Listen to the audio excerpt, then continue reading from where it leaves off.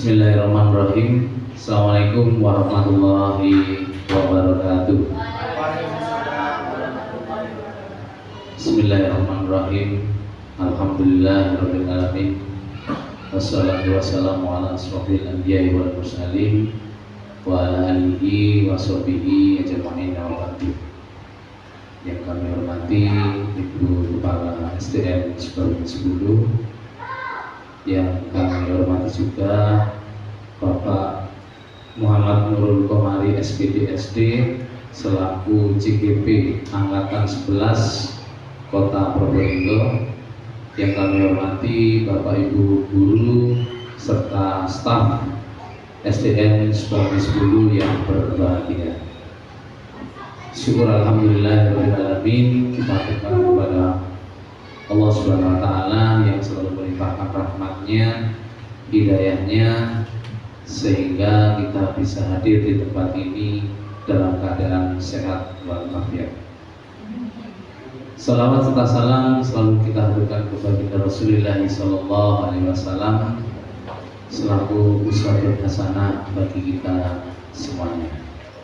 Bapak Ibu yang saya hormati, izinkan saya selaku pembawa acara, di mana pada siang hari ini adalah diseminasi atau pengimbasan pemahaman dan penerapan pengalaman budaya positif yang akan disajikan oleh Bapak Muhammad Nurul Komari SPD dari SD Negeri Sukabumi 10 CGP Angkatan 11 Kota Probolinggo. Sebelum memulai kegiatan kita pada siang hari ini, marilah kita buka kegiatan kita dengan bacaan surah Al-Fatihah. Semoga nantinya kita diberikan kemudahan dan kelancaran, dan tentunya kegiatan kita pada siang hari ini selalu mendapatkan rahmat dan ridho dari Allah Subhanahu wa Ta'ala.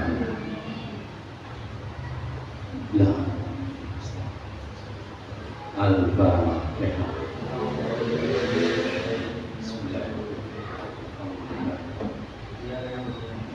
Iya.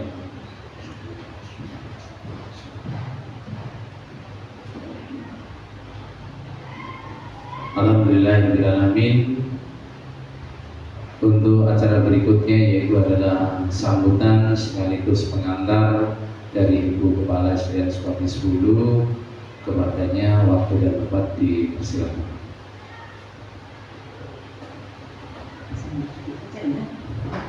Bismillahirrahmanirrahim. Assalamualaikum warahmatullahi wabarakatuh.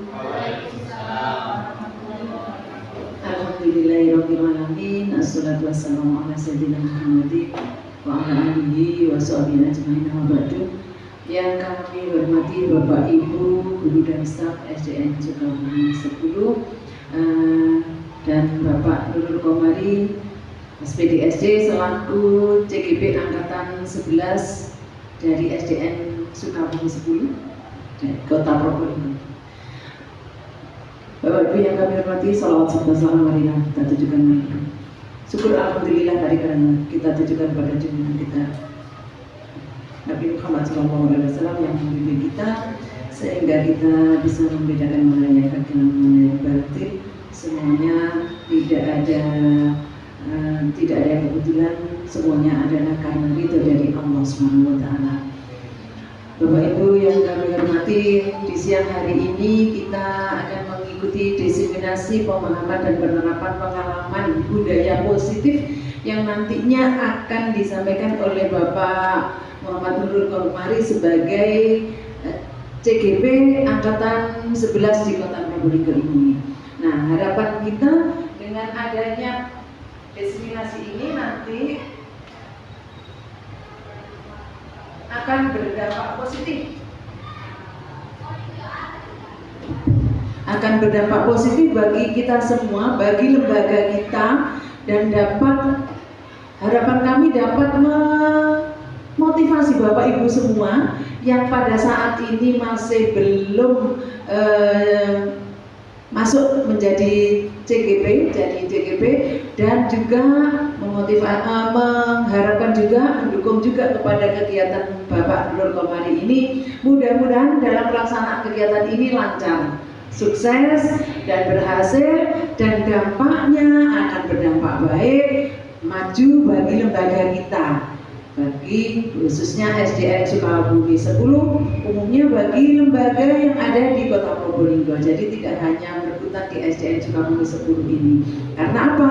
Outputnya nanti anak-anak setelah lulus, anak-anak harapannya lebih baik lagi dari kegiatan pembelajaran sebelumnya yang sudah ada COVID, kemudian normal. Nah sekarang ini ada kegiatan guru penggerak yang insya Allah akan kegiatannya nanti lebih bagus lagi dalam kegiatan pembelajaran. Harapannya demikian.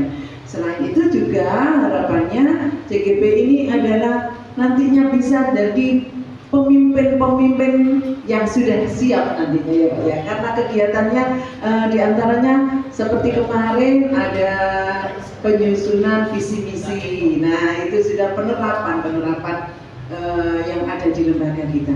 Mudah-mudahan semuanya berjalan baik, sukses untuk Pak Komar, kami semua warga SDN Sukabumi 10 mendukung semua kegiatan yang dilaksanakan.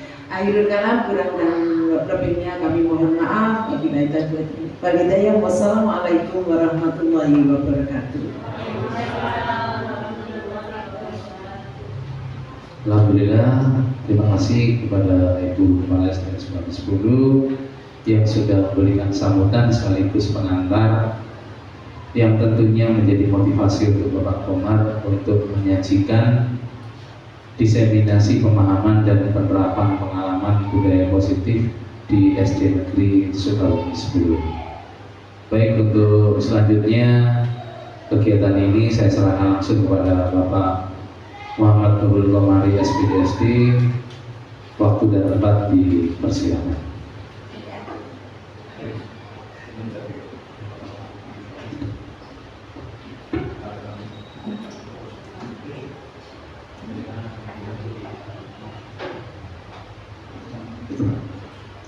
Assalamualaikum warahmatullahi wabarakatuh.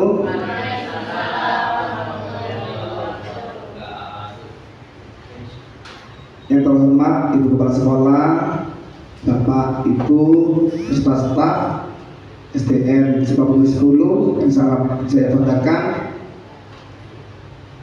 Marilah kita memuji syukur kepada kehadirat Allah Subhanahu wa Ta'ala yang telah mempertemukan kita pada siang hari ini, tentunya dalam rangka diseminasi penerapan budaya positif yang saya lakukan di dalam kelas saya. Dan tujuannya pembahasan ini adalah nanti bisa dibuat contoh bagi Bapak Ibu nantinya di kelas masing-masing. Sebenarnya ini sudah diterapkan sama Bapak Ibu setiap hari, dan saya banyak mencontoh sebenarnya ya. Cuma teorinya mudah-mudahan baru kali ini. Salawat serta salam kita aturkan kepada junjungan kita Nabi besar Muhammad SAW. Semoga kita menjadi umatnya dan diberi syafaatnya. Baiklah Bapak Ibu, untuk yang pertama kali yaitu diseminasi pemahaman dan penerapan pengalaman budaya positif. Ini khusus di SDN Sukabumi 10 yang saya terapkan di kelas 4. Yang pertama kita ini penggunaan dulu ya, penggunaan dulu. Ketika belajar ice breaking dulu seperti biasanya. Monggo Bapak Ibu kita berdiri dulu ya. Iya, ice breaking dulu. Kalau kemarin kita ice breakingnya panjang-panjang, pendek-pendek, sekarang tidak pakai panjang, tidak pakai pendek, tapi mengikuti gerakan saya ya. Apabila ada suara di dalam sini ada kata ram samsam ya, ram samsam ini gini aja ya.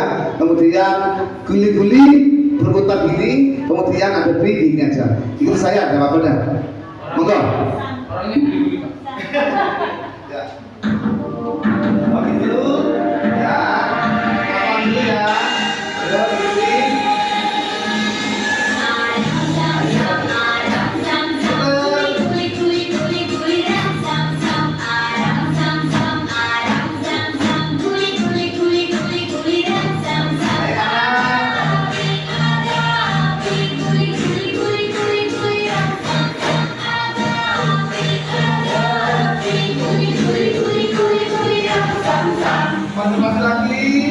angka 4.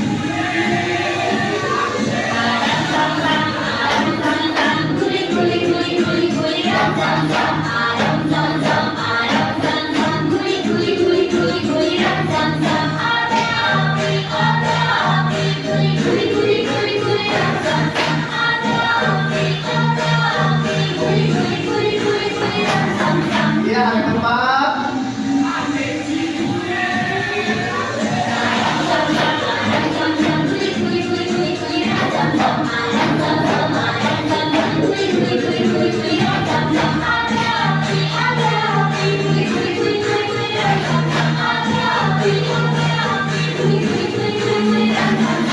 Nah, coba lagi.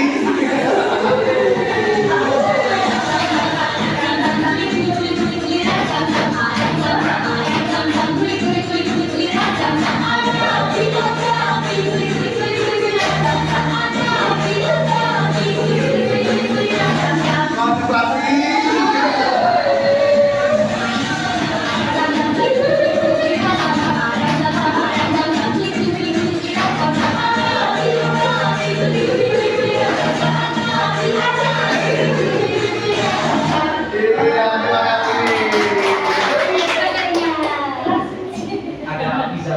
Ada iya. Baiklah, tujuannya biar tidak ngantuk saja, oke? Bapak Ibu.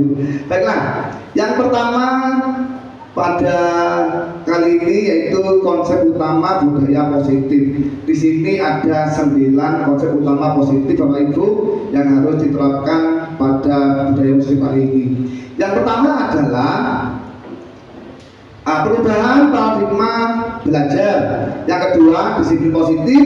Kemudian nilai-nilai kebajikan universal.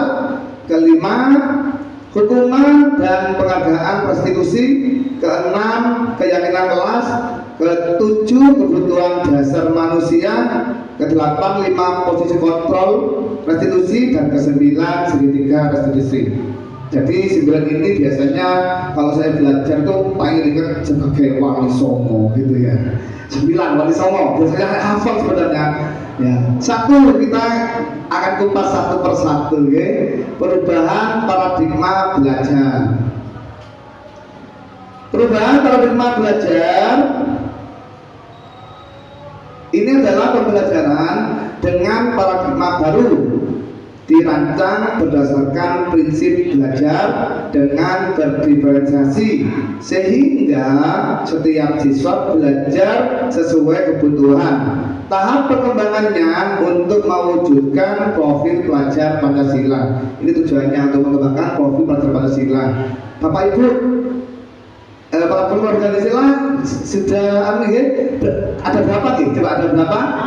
Ada 6 ya. Nah, untuk itu kita coba di profil Pancasila kita bernyanyi bersama-sama ya. Tidak usah berdiri sudah ya. Tidak usah berdiri. Menyanyi bersama. Ayo. Belajar Pancasila.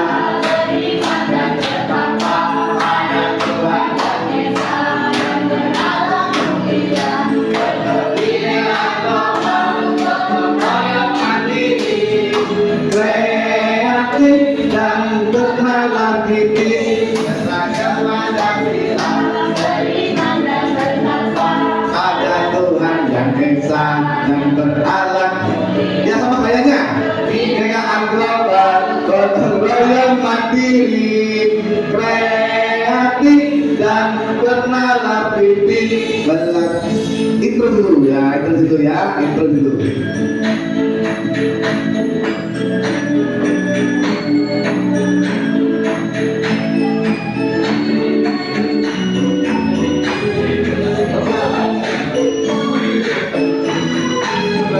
Belajar Pancasila, beriman dan bertakwa pada Tuhan yang esa, alam mulia, bineka global, gotong royong mandiri, kreatif dan bernalar titik. Belajar Pancasila, beriman dan bertakwa pada Tuhan yang esa dan beralam mulia, berkebinekaan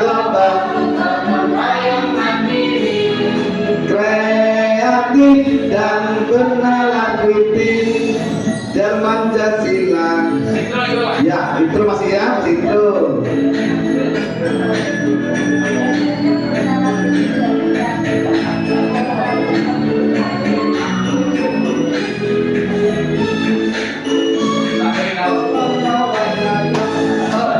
Pancasila beriman dan bertakwa pada Tuhan yang Esa, berkepentingan global, gotong royong mandiri, kreatif dan bernalar kritis, yang Pancasila beriman dan bertakwa pada Tuhan yang Esa.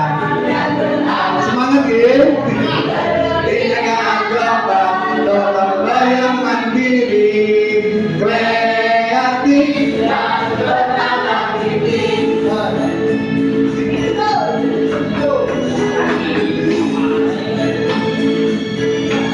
Ya, selesai. Terima kasih semuanya. Baiklah. Tadi adalah paradigmanya dari disiplin positif, salah satunya yaitu mengembangkan profil pelajar Pancasila yang kita tentukan setiap hari, yang kebiasaan ada. Baiklah, yang kedua adalah disiplin positif. Disiplin positif adalah, silakan dibaca Pak Haji. Disiplin positif adalah pembiasaan hal yang baik, mencakup sikap atau perilaku maupun tutur kata oleh semua warga sekolah, terutama bagi murid agar dapat berkembang menjadi pribadi yang kritis, mandiri, dan bertanggung jawab. Iya, bagus. Beri salut untuk Pak Haji. Beri salut. Good. Salut. Iya. Baiklah, contoh disiplin positif. Kita setiap hari tahu apa disiplin positif, sudah dibacakan oleh Pak Haji, dan contohnya silakan bisa diberi ke Pak Evanes ya. Silakan Evanes, contohnya seperti apa? Disiplin positif itu hormat kepada guru. Hormat kepada guru ya. Panjenengan Mengerjakan tugas tepat waktu. apa? Mengerjakan tugas. Pada waktu ini. Terus Pak Alfa? Buang sampah pada tempatnya. Membuang sampah pada tempatnya. Disiplin positif. Oke, betul semua itu. Jadi disiplin positif itu yang kita harapkan kepada anak-anak. Sebagai pendidik, tujuan kita adalah menciptakan peserta didik yang memiliki disiplin diri sehingga mereka berperilaku mengacu kepada nilai-nilai kebajikan universal dan memiliki motivasi dari dalam diri menuju perubahan perilaku ke arah yang lebih baik. Jadi seperti itu, arah yang lebih baik kayak nilai barokah ya. Jadi orang yang lebih baik itu namanya barokah. Kalau buruk itu yang tidak boleh. Jadi seperti itu. Dan tentunya seperti yang tadi itu. Dari dua disiplin positif ini bisa kita peroleh dari yang kita pelajari dari yang pertama tadi, yaitu profil pelajar Pancasila ada 6 itu bisa dilihat seperti itu. Nilai-nilai kebajikan universal yang pertama bisa dimiliki dari profil pelajar Pancasila yang sudah saya nyanyikan, dan yang kedua bisa kita peroleh dari IPO atau PIP. Ada 12 nilai dari Primary Yes Program, PIP ya, jadi IPO ada 12 sikap dari murid. Monggo silakan dibaca Bu Anis. Sikap yang pertama, sikap murid toleransi, rasa hormat, integritas, mandiri, menghargai, antusias, empati, keilmuan, kreativitas, kerjasama, percaya diri, dan komitmen. jadi ini 12, tapi ada salah satu yang sudah masuk di profil pelajar Pancasila, yaitu mandiri. Oke, betul ya? Nah, inilah yang akan diterapkan kepada anak-anak sebelum kita membuat keyakinan kelas Jadi pertanyaannya untuk memberikan kepada nilai-nilai universal ini kepada anak-anak adalah tahapan untuk memberikan suatu nilai-nilai kebajikan. Nilai-nilai kebajikan bisa dibuat dari produk Pancasila sama itu atau yang lain, bisa dari yang lain. Yang berikutnya yaitu motivasi perilaku manusia. Motivasi perilaku manusia bisa mengartikan di sini ada yang bisa Pak Jumain? Nggak bisa lah ya. Oh bisa, ayo Pak Jumain.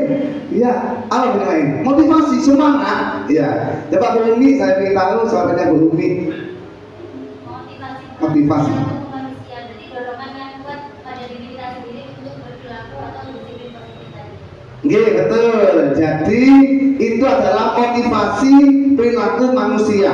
Menurut Grayson, ya dari bukunya Retraction School Discipline itu ada 3 motivasi perilaku manusia. Yang pertama adalah untuk menghindari ketidaknyamanan atau hukuman. Ini motivasinya perilaku manusia biasanya itu menghindari dari ketidaknyamanan atau hukuman. Contoh anak tersebut itu tidak mau dihukum. Kebanyakan seperti itu kan ya. Nah, untuk memotivasinya ini salah satunya menghindari ketidaknyamanan. Waduh, tidak enak. Pasti dihukum tidak enak kan ya. Yang kedua yaitu mereka yang biasanya menginginkan dengan penghargaan, biasanya seperti itu. Yang kedua ini adalah untuk mendapatkan imbalan atau penghargaan orang lain. Ini motivasi yang kedua. Biasanya seperti itu. Yang pertama takut hukuman, yang kedua karena dihargai gitu, penghargaan ya. Bukan nilai ta'ala lagi karena ada imbalan. Ponakan saya juga begitu Bapak Ibu. Kalau sholat kalau nggak diberi upah, ya itu pada penghargaan nih. Tidak mau. Padahal upah itu tersebut bukan berarti dari sini kan ya. Berarti seharusnya untuk sholat itu adalah yang ketiga. Jadi tanpa ada hukuman, tanpa ada imbalan, dia ikhlas karena diri sendiri. Inilah yang ketiga, yaitu untuk menjadi orang yang mereka inginkan dan menghargai diri sendiri dengan nilai-nilai yang mereka percaya. Jadi dia percaya, oh sholat ini enak, ini saya cerita ponakan saya ya, saya cerita ponakan saya. Kalau tidak sholat biasanya dipukul. Nah, ini yang pertama, ya. Jadi motivasinya dia karena takut dihukum. Nah, ini juga. Menurut panjenengan dari ketiga tersebut, monggo bisa dilaksanakan mana yang lebih baik. Ya. Saya ingin tahu mana yang lebih baik, Pak Alfa, dari ketiga ini. Seandainya anak tersebut melakukan sesuatu motivasi itu sebenarnya yang ketiga ya, yang ketiga. Jadi memang benar Pak Alfa. Jadi yang ketiga bukan karena hukuman, bukan karena penghargaan. Ya, katanya Pak Haji, lillahi ta'ala, begitu Pak Haji. Nah, maka tadi itu makanya surat keluaran itu namanya kan al-ikhlas tadi, al-ikhlas. Tapi kamu sudah jangan cari mulai dari ayat pertama sampai terakhir, tidak ada ikhlas-ikhlasnya. Betul Haji? Tidak ada. Beda dengan Anas. Anas masih ada. Artinya apa? Itu tanpa embel-embel hukuman dan penghargaan. Hanya yakin dia sendiri, yakin dia. Oh ya, ini yang baik. Ya. Saya terangkan satu persatu. Yang pertama dari ini untuk menghindari ketidaknyamanan atau hukuman. Mungkin bisa dibaca Pak Haji. Untuk menghindari ketidaknyamanan atau hukuman, ini adalah tingkat terendah dari motivasi perilaku manusia. Biasanya orang yang motivasi perilakunya untuk menghindari hukuman atau ketidaknyamanan akan bertanya apa yang akan terjadi apabila saya tidak melakukannya. Sebenarnya mereka sedang menghindari permasalahan yang mungkin muncul dan berpengaruh pada mereka secara fisik, psikologis maupun tidak terpenuhinya kebutuhan mereka bila mereka tidak melakukan tindakan tersebut. Nah, jadi apa kata-kata yang tersirat dari mereka yang menggunakan level pertama ini tadi kata-kata apa yang tersirat dari dalam hatinya? Pertanyaannya apa tadi? Apa yang akan terjadi terjadi apabila melakukannya? Pasti seperti itu. Kebanyakan orang seperti itu. Ketika saya seperti itu memang. Ketika saya andaikan aku nggak sholat, nah gitu, aku diobok, ternyata terjadi di buku. Waduh, ini hanya motivasi yang level pertama dulu saya pertama.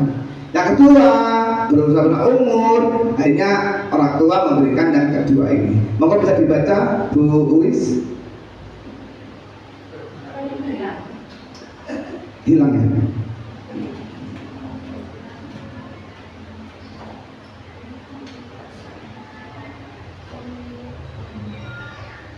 Untuk mendapatkan imbalan atau penghargaan dari orang lain. Sudah. Oke, maka dibaca satu tingkat di atas motivasi yang pertama. Oh, nah, benar. Ya saya bacakan ya. Satu tingkat di atas motivasi yang pertama. Di sini orang berperilaku untuk mendapatkan imbalan atau penghargaan dari orang lain. Orang dengan motivasi ini akan bertanya. Mereka melakukan sebuah tindakan untuk mendapatkan atau mendapatkan pujian dari orang lain yang menurut mereka penting dan mereka letakkan dalam dunia berkualitas.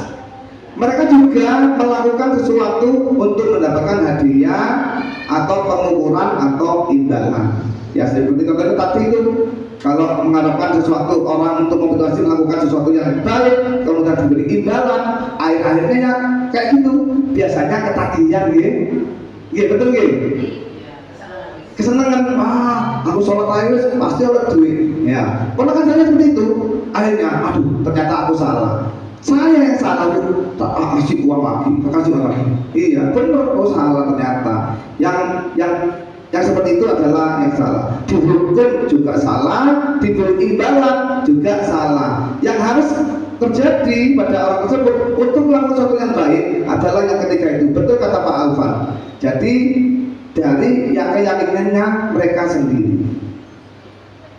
Monggo bisa dibaca Bu Wanis.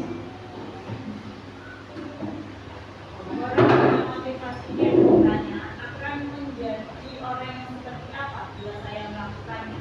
Mereka melakukan sesuatu karena nilai-nilai yang mereka yakini dan hargai, dan mereka melakukannya karena mereka ingin menjadi orang yang melakukan nilai-nilai yang mereka yakini. Ini adalah motivasi yang akan membuat seseorang memiliki disiplin positif karena motivasi dan perilakunya bersifat internal bukan eksternal. Jadi dalam diri mereka sendiri, timbul dari dalam diri sendiri. Jadi tanpa hukuman, tanpa imbalan, dia sadar dengan diri sendiri. Berarti kesadaran mungkin. Jadi artinya itu kesadaran dari dalam diri sendiri. Ini yang diterapkan pada level nomor 3. Ini yang terbaik. Betul kata Pak Alvan. Jadi yang pertama itu kurang bagus. Biasanya orang dulu itu memang seperti itu. Kalau tidak nurut mesti dipecut, ya. Tapi kalau sekarang tidak lagi, ya seperti itu. Tapi mantepnya memang dulu memang membekas. Saya aja sampai sekarang ya, tidak selalu itu takut saya itu. Kenapa? Masih ingat takut sebelum Hanyu aku ini. Masih ingat aku di perlongan itu. Jadi hukuman dulu memang membekas. Ini yang tak boleh kepada anak-anak. Sampai besar pun saya ingat itu. Ya, imbalan pun seperti itu. Yang saya terapkan pada anak saya, tak kasih imbalan, wah ketagihan. Yang ketiga inilah yang paling betul. Baiklah, hukuman, konsekuensi, dan restitusi. Dalam meyakinkan peraturan ataupun keyakinan dari kelas ataupun sekolah, suatu pelanggaran pada umumnya berbentuk hukuman atau konsekuensi. Jadi ada hukuman, ada konsekuensinya. Kalau anak itu melanggar, konsekuensinya apa? Kalau tidak melanggar, konsekuensinya ada apa? Itu ada. Dalam modul ini akan diperkenalkan program disiplin positif yang dinamakan restitusi. Apa itu restitusi? Monggo tulis. Dibuka ya. Enggak. Restitusi merupakan proses kolaboratif yang mengajarkan murid untuk mencari solusi untuk masalah mereka dan membantu murid berpikir tentang orang seperti apa yang mereka inginkan dan bagaimana mereka harus memperlakukan orang lain. Sampun nggih? Bisa dipahami nggih? Ya, ini adalah restitusi. Jadi restitusi adalah merupakan proses kolaboratif yang mengajarkan murid untuk mencari solusi untuk masalah mereka sendiri dan membantu murid berpikir tentang orang seperti apa yang mereka inginkan dan bagaimana mereka harus memperlakukan orang lain, seperti itu. Di sini ada yang paling hubungan dari hukuman, konsekuensi dan restitusi. Hukuman digunakan untuk menegakkan keadilan.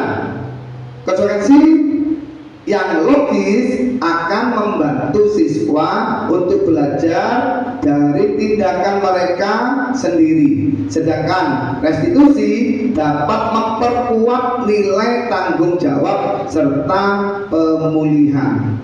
Ini, jadi yang kita perlukan ternyata adalah restitusi, bukan hukuman, karena hukuman ada konsekuensinya. Ini ada sebuah kolom tentang hukuman, restitusi, dan konsekuensi ini dari hukuman tersebut. Yang keenam, keyakinan kelas. Nah, ada pertanyaan, mengapa keyakinan kelas? Biasanya kan yang terjadi pada dunia kita biasanya kan peraturan gitu, atau tata tertib kelas gitu. Betul?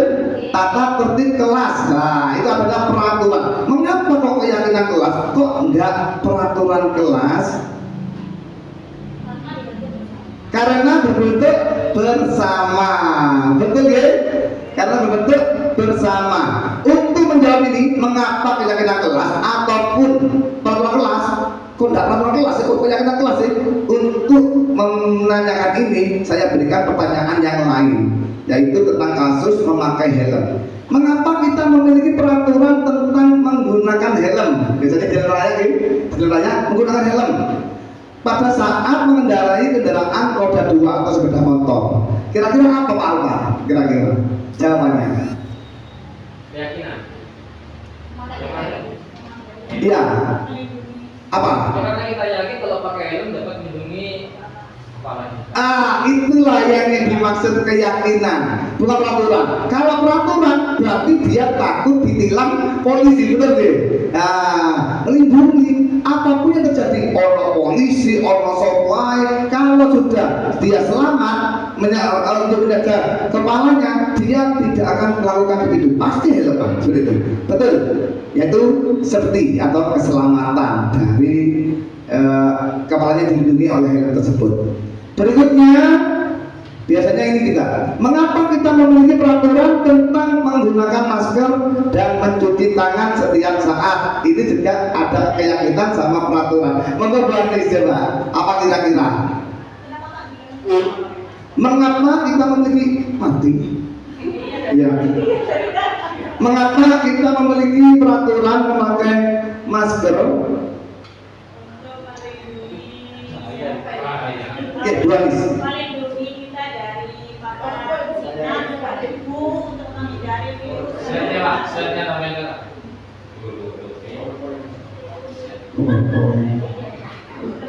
Mengapa kita memiliki peraturan tentang menggunakan masker dan mencuci tangan setiap saat? Coba yang keyakinan saja, bukan peraturan. Penggunaan masker terkait dengan maraknya itu virus COVID. Kita harus melindungi diri kita dengan menggunakan masker dan selalu cuci tangan sebelum makan dan sebelum melakukan kegiatan dan menghindari virus COVID. Ya, betul ya. Jadi keyakinan itu dalam diri sendiri, bukan dari hukuman ataupun pelanggaran ataupun yang lainnya. Betul yang dikatakan Bu Anies, yaitu tentang kesehatan. Ini adalah keyakinan kelas mengapa kita menggunakan masker. Kesimpulannya, nilai keselamatan atau kesehatan inilah yang kita sebut sebagai suatu keyakinan. Yang nilai-nilai kebajikan universal yang disepakati secara tersirat dan tersurat lepas dari latar belakang suku, negara, bahasa maupun agama. Menurut Geisen, suatu keyakinan akan lebih memotivasi seseorang dari dalam intrinsik seseorang yang telah tergerak dan bersemangat untuk menjalankan atau keyakinannya daripada hanya sekedar mengikuti serangkaian peraturan saja. Seperti itu adalah keyakinan kelas. Jadi dalam timbul dari diri sendiri. Kalau bahasa agamanya itu adalah lillahi ta'ala. Makanya sholat itu niatnya mesti lillahi ta'ala, bukan lil hukuman atau lil imbalan ya, tapi mesti lillahi ta'ala. Seperti itu. Keyakinan kelas bersifat lebih abstrak daripada peraturan yang lebih rinci dan konkret. Keyakinan kelas berupa pernyataan-pernyataan universal.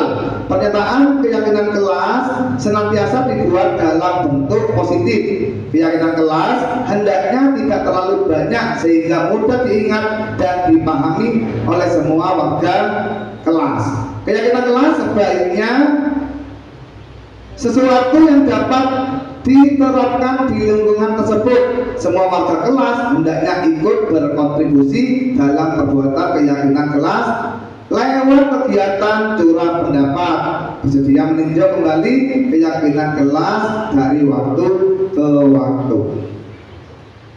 Nah, inilah tahapan saya ketika di kelas 4. Yang pertama yang saya berikan kepada anak-anak yaitu menggali peraturan-peraturan yang perlu disepakati di kelas. Jadi peraturan-peraturan dulu sebelum ke keyakinan kelas. Jadi aturannya apa? Bisa kita tampilkan di tata tertib, bisa kita ambil atau dari profil pelajar Pancasila atau dari ibu tadi itu, dari DIP. Tapi dengan pertanyaan mematik atau pertanyaan mematik pada mereka adalah seperti ini: kelas apa yang kalian inginkan? Nah, diberi sedikit note, anak disuruh nulis. Di situ timbul peraturan-peraturan yang mereka inginkan bagaimana. Bukan kita yang menentukan ya, yang kita tentukan adalah anak-anak tersebut. Disuruh nulis semuanya. Nah, kemudian untuk tahapan yang kedua, setelah peraturan tersebut ditulis di sticky note dan ditempel, anak-anak mengubah peraturan-peraturan yang sudah dibuat dengan kalimat positif. Contohnya tadi Pak Bapak mengatakan dilarang membuang sampah pada tempatnya. Kalimat positifnya apa kira-kira Bapak Ibu? Buanglah sampah pada tempatnya. Jangan terlambat, ini negatif nih. Jangan terlambat. Kalimat positifnya datang tepat waktu. Betul seperti itu, ya. Jangan ramai di kelas. Mendengarkan saat guru menerangkan. Jangan mengganggu temannya. Saling menghargai seperti itu, ya. Jadi setelah peraturan dibuat, anak-anak mengubah kalimat-kalimat positif yang kita tulis nantinya pada digeser sebelah kanan ya. Jadi setelah kalimat positif diberikan, mereka bisa mengintisari peraturan-peraturan yang sudah dibuat menjadi nilai kebajikan atau keyakinan kelas. Jadi saya berikan slide yang pertama seperti ini gambarnya. Ya, ini adalah keyakinan kelas yang sudah saya disepakati di kelas 4. Yang sebelah kiri itu adalah kelas yang saya inginkan, yang diinginkan anak. Yang diinginkan anak pakai sticky note. Kemudian dari 33 sticky note ternyata ada yang sama ya, dijadikan kalimat positif, akhirnya dijadikan keyakinan kelas seperti ini. Yang pertama adalah menghormati teman atau guru. Yang kedua jujur dalam tindakan ini, bertanggung jawab. Yang ketiga jujur dalam tindakan. Ya, semuanya ada 7 dari 33 sticky note, ternyata ada 7 yang mereka inginkan. Inilah yang diterapkan pada kelas kami. Kemudian apabila ada permasalahan, kita tunjukkan saja.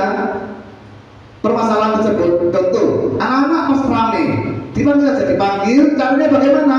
Keyakinannya menunjukkan pada minat bakatnya mereka. Apa yang ia ketahui dari keyakinan kelas yang kita sepakati tadi, pasti dia jawab sendiri. Karena mereka tahu, karena dia membuat sendiri, dia pasti tahu keyakinan kelas dari 7. Tidak usah banyak-banyak sampai 10. Yang penting anak-anak sudah paham, hafal, akan dilakukan seperti itu. Nah, ini kebutuhan dasar manusia.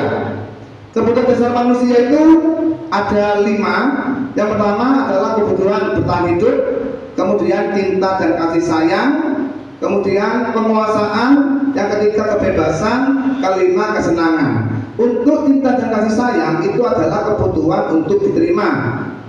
Kemudian untuk penguasaan itu adalah kebutuhan pengakuan atas kemampuan. Yang keempat kebebasan adalah kebutuhan atas pilihan. Yang kelima kesenangan, kebutuhan untuk merasa senang. Ini adalah kebutuhan dasar manusia, ada 5.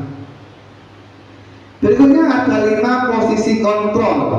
Ada 5 posisi kontrol. Yang pertama sebagai penghukum. Jadi ini guru khususnya, guru sebagai penghukum. Bagaimana sih sebagai penghukum? Monggo dibaca Pak Irvanes.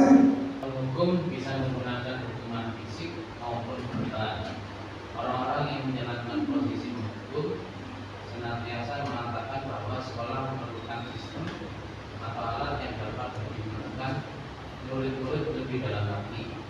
Guru-guru yang menerapkan posisi penghukum akan berkata, patuhi aturan saya atau awas. Kamu selalu saja salah. Selalu, pasti selalu yang terakhir selesai.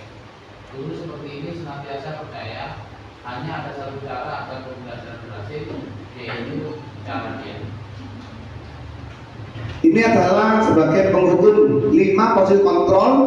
Guru, kalau ada murid melakukan pelanggaran adalah dia sebagai penghukum. Biasanya guru tersebut disenangi atau tidak disenangi? Tidak disenangi, ya. Kenapa? Membekas. Contohnya seperti saya tadi itu, sama abu saya sholat itu sampai sekarang membekas. Nah aku tidak sholat pasti akan dijegurno deh, jeding. Seperti itu, ingat saya. Walaupun sudah meninggal, orang tua sudah meninggal, masih ingat membekas saya. Makanya saya takut sekali. Ini sebagai hukum. Yang kedua, membuat merasa bersalah. Monggo Pak Haji. Membuat merasa bersalah. Pada posisi ini biasanya guru akan bersuara lebih lembut. Membuat rasa bersalah akan menggunakan keheningan yang membuat orang lain merasa tidak nyaman, bersalah atau rendah hati, rendah diri. Kata-kata yang keluar dengan lembut akan seperti, Ibu sangat kecewa sekali dengan kamu. Berapa kali Bapak harus memberitahu kamu ya? Gimana? Coba kalau orang tua kamu tahu kamu berbuat begini, di posisi ini murid akan memiliki penilaian diri yang buruk tentang diri mereka. Murid merasa tidak berharga dan telah mengecewakan orang-orang disayanginya. Yang disayanginya. Biasanya kayak gini, ya. Kasusnya seperti itu biasanya. Ada anak yang melanggar, anggap nakal dah. Kata-kata guru seperti ini biasanya, biasanya anak itu apa ngomongin? Ya, orang pikir gitu. Jadi anak tersebut akan merasa apa? Yang disayangi ayahnya tadi, orang tua tadi itu dikecewakan. Oh sayangnya. Tapi itu dulu. Ini posisi kontrol kalau dulu ini berhasil. Tapi kalau sekarang tidak. Contoh ya, tetangga saya kemarin mencuri mangga. Kok nyolong mangga? Ya. Siapa sih? Anak siapa mau nyolong mangga? Ya. Itu kalau orang dulu pasti takut. Takut datang bapakmu ya. Takut pasti takut. Gini kan ya? Gini. Takut. Tetapi kalau anak sekarang tidak. Takut itu bapakmu loh ya. Tanda mau bapakmu udah tunggu. Nggak bisa seperti itu.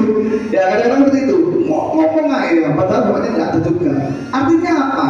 Jadi si pembuat merasa bersalah ini biasanya mengecewakan. Tapi itu dulu. Kalau sekarang tidak berlaku lagi. Ya. Tapi kalau dilakukan seperti itu juga kasihan juga. Dia akan merasa kecewa kepada orang yang disayanginya.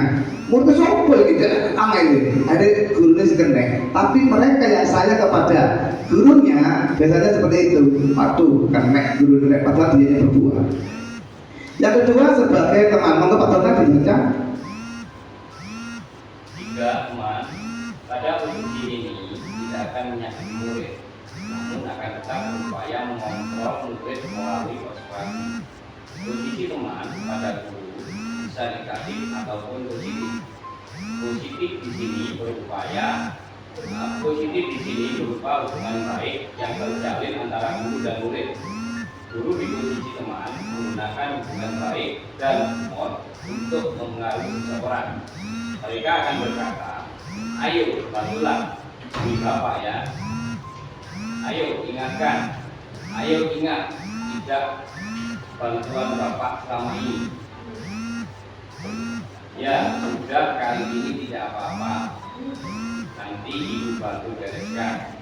Hal negatif dari posisi teman adalah bila suatu saat guru tersebut tidak membantu, maka murid akan kecewa dan berkata, saya pikir Bapak atau Ibu teman saya. Murid merasa dikecewakan dan tidak mau lagi berusaha. Hal lain yang mungkin timbul adalah murid hanya akan bertindak untuk guru tertentu dan tidak untuk guru lainnya. Murid akan tergantung pada guru tersebut. Akhirnya guru pengganti dia akhirnya jadi sebagai dampak. Cerita ini nyata loh ini. Siapa yang kena? Pak Ervanis kemarin ya. Sebagai teman, akhirnya kalau ketika dia menghilang, hanya sudah lah penggantinya kena imbasnya. Salah terus. Kepikirannya apa? Ketika guru yang dulu itu bisa seperti itu. Ya, jadi ini kisah nyata sebenarnya. Dan sebagai teman, ketika guru tersebut sudah tidak ada, maka guru penggantinya yang kena dampaknya ya. Tapi alhamdulillah ternyata kemarin sudah hebat semua Pak Hadi sudah.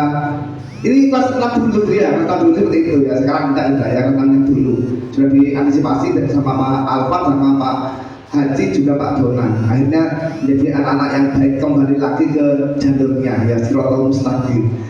Yang keempat, monggo Bu Uni. Yang memantau berarti mengawasi. Pada saat kita mengawasi, kita bertanggung jawab atas perilaku orang-orang yang kita awasi. Posisi ini berdasarkan pada peraturan dan konsekuensi. Dengan menggunakan sanksi atau konsekuensi, kita dapat memisahkan hubungan pribadi kita dengan murid. Sebagai seseorang yang menjalankan posisi memantau, rasanya diajukan seorang memantau seperti peraturannya apa yang telah kamu lakukan, sanksi atau konsekuensinya apa. Seorang pemantau sangat mengandalkan perlindungan, catatan, data yang dapat dihilangkan sebagai bukti atas perilaku seseorang. Posisi ini akan menggunakan stiker, strip catatan, dan subjek. Posisi pemantau sendiri berawal dari teori Vincent Point yang menunjukkan tanggung jawab guru dalam mengontrol murid. Ciri posisi kontrol oleh guru adalah sebagai pemantau yang sudah dibedakan oleh bumi itu. Biasanya mereka menggunakan catatan, terus menggunakan bukti fisik, terus diberikan kepada orang tuanya seperti itu ya. Itu adalah tipe guru-guru yang memantau. Ini sudah bagus sebenarnya ya, ini sudah bagus. Tapi ada yang lebih bagus lagi adalah sebagai manajer. Monggo Bu Sri dibaca. Manajer adalah posisi di mana guru berbuat sesuatu bersama dengan murid, mempersilahkan murid mempertanggungjawabkan pada waktunya, mendukung murid agar dapat menemukan solusi atas permasalahannya sendiri. Seorang manajer telah memiliki keterangan di posisi teman maupun memantau. Dengan demikian, bisa jadi di waktu-waktu tertentu kembali kepada kedua posisi tersebut bila diperlukan. Namun bila kita menginginkan murid kita menjadi manusia yang terbuka, mandiri dan bertanggung jawab, maka kita perlu mengacu kepada institusi yang dapat menjadikan murid kita seorang manajer bagi dirinya sendiri. Menurut panjenengan Bapak Ibu sekalian, dari kelima posisi kontrol mana yang lebih baik? Manajer ya, manajernya adalah suatu kolaborasi dari posisi teman sama posisi pemantau digabung jadi manajer. Jadi yang diharapkan untuk budaya positif untuk posisi kontrol adalah kita menggunakan sebagai manajer. Yang terakhir adalah segitiga restitusi. Apa yang dimaksud segitiga restitusi? Nah, gambarnya seperti itu adalah proses dialog yang dilakukan oleh guru atau orang tua agar menghasilkan murid atau anak yang mandiri dan bertanggung jawab. Jadi berdialog jika ada masalah, kemudian didiskusikan, dicari solusi bersama. Seperti itu segitiga restitusi. Segitiga restitusi namanya segitiga, pasti bentuknya segitiga seperti ini. Yang pertama adalah menstabilkan identitas. Yang kedua, memvalidasi tindakan yang salah. Yang ketiga, menanyakan keyakinan. Jadi untuk memberikan solusi kepada anak yang berbuat melanggar keyakinan kelas, kita bisa menggunakan dengan tahapan segitiga restitusi. Yang pertama adalah menstabilkan identitas, kemudian validasi tindakan yang salah tadi, kemudian menanyakan keyakinan yang sudah dibuat pada kelas sebelum kita melakukan pembelajaran. Ini adalah contoh penerapan segitiga restitusi yang di kelas 4 terjadi. Kasusnya seperti ini Bapak Ibu. Ya, sebenarnya ada 2 kasus. Kita lihat ini. Seri itu kan duduk sama Laura. Seri ini ketika ulangan harian dia mencontek Bapak Ibu, mencontek Laura. Akhirnya Laura marah. Sering ini kejadian gitu. Malah akhirnya coba tukaran. Ini 2 kasus kan gitu. Apa yang pertama? Kasus mencontek sama kasus marah tadi. Nah, yang saya ambil sini adalah contoh yang Laura. Kalau ingin dua-duanya sudah saya share di YouTube, di demonstrasi kontek, dua-duanya saya berikan segitiga restitusi, dua-duanya saya berikan di penerapan segitiga restitusi, yaitu yang mencontek saya berikan, terus kemudian yang berbuat yang marah tadi itu juga saya berikan. Dan ini adalah contoh yang Laura. Maka disaksikan bersama-sama.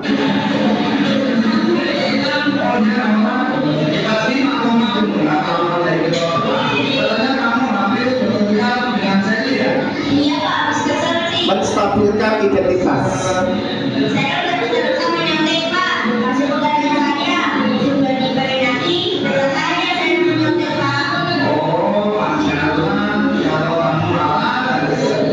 Menstabilkan identitas ya.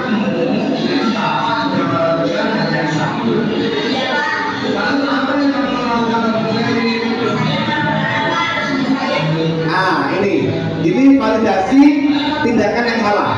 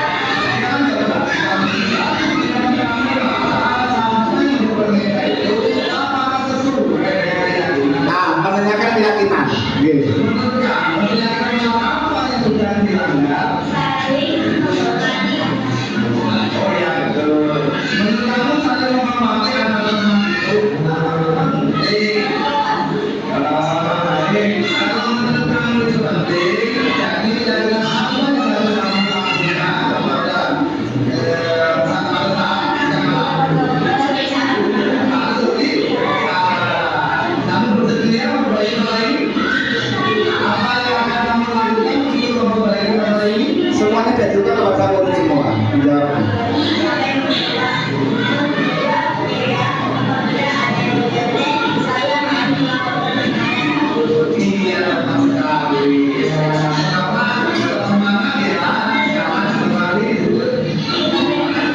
Ya, begitu ya.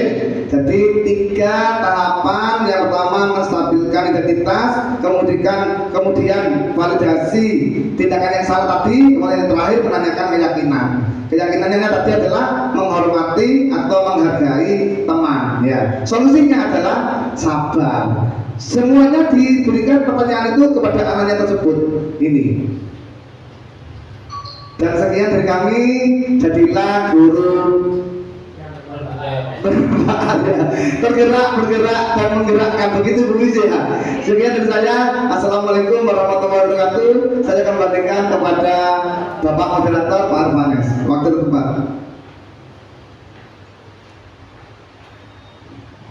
Alhamdulillahirrahmanirrahim. Itulah tadi pemaparan pengibasan tentang berbudaya positif dari Bapak Muhammad Nurul Komari SPD SD. Untuk berikutnya ada sesi tanya jawab. Apa sudah cukup Pak Komar? Ada pertanyaan? Banyak. Oke. Sabar Pak Komar. Ya. Terima kasih. Sebelum kita akhiri, alangkah baiknya kita tutup dengan doa. Sebelum doa, saya selaku pembawa acara, apabila ada tutur kata yang kurang berkenan, saya mohon maaf yang sebesar-besarnya. Monggo kepada Pak Haji Saiful untuk berdoa. Bisa nggak? Berdiri.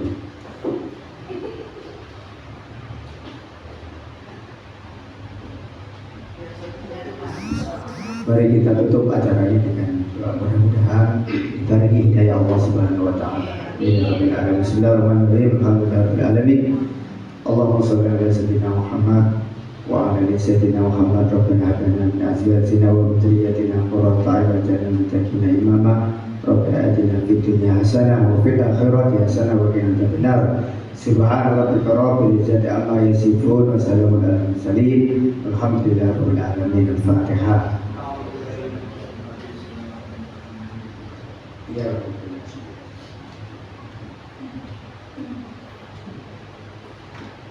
Terima kasih sampai begini.